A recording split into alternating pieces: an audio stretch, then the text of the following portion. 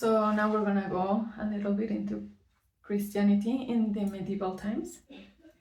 And in those times, the act between a man and a woman outside of marriage was considered worse than to unalive someone.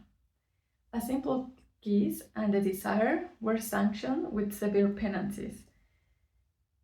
The priest of the church would say that marriage was a lesser evil. I mean, obviously, if you want to reproduce and keep humanity alive, you have to go into union. So anyway, according to them, there was an intrinsic evil in the sexual enjoyment. They needed a figure to blame for this desire, and for this desire that men would have. So, of course, it had to be a woman, and that woman was Eva, or Eva. What is funny is that even as in the Genesis, there's no particular emphasis in the guilt, since the punishment only takes place after both Adam and Eva had eaten the forbidden fruit from the tree. But again, the priests of the church needed someone to blame, and I can understand the argument of just going around and sleeping with everyone is not good or healthy, but you shouldn't take it to the extreme that the mere fact of having the union is evil. And again, you do you, I don't care, but I'm just saying, I think I can understand from where it could have come from. Now, Eva, she wasn't portrayed in that many paintings, but in enough for us to discuss. The reason for this is because everyone would prefer Lilith, since she is the representation of everything that is wrong. Now in this, I'm gonna be placing Levi Durmer and Eva, which he uses her as the symbol of the pagan world, the kingdom of nature and the senses, which will be also known as the femme fatale, because what we just said is like your priority or your goal should be to suppress your senses. Therefore, if you are the symbol of the senses and of nature, you're gonna be part of the problem. And here we can see an Eva which is being too friendly with the snake, that as we have seen, it's also a symbol of evil. She's holding an apple, and she also has her hair covering most of her in order to represent a little bit of like purity, even though it's gonna be a fake one because the snake is there. Ginger is gonna be doing something similar. What he will do in this particular painting, although he did like a series of them, I'm just picking out the most relevant, and also to not make this video huge. It's where Eva is looking at herself in a mirror that the snake is holding. So she's being portrayed as a little bit selfish for admiring her beauty, as dominant, and because I guess also a little bit of vanity, and because she has all these qualities, then she could dominate men. Obviously.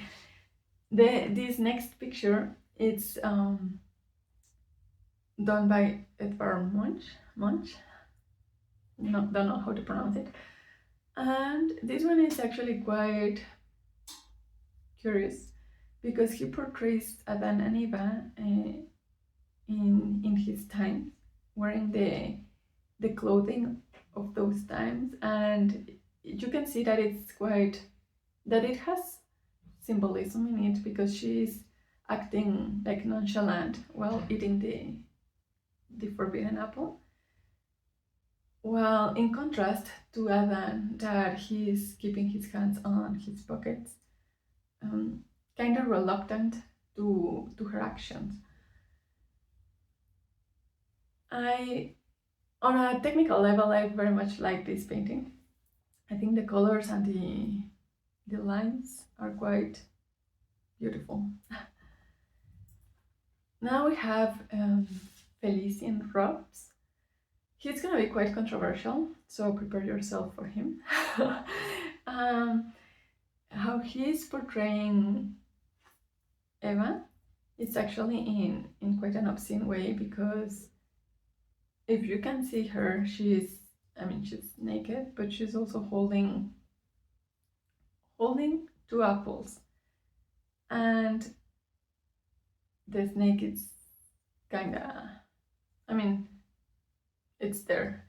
It's there as well, and it's not just that the snake is there as a symbol of evil, but it's also the position in which it is there. So it is quite suggestive, and it's gonna be one of the characteristics of Robs.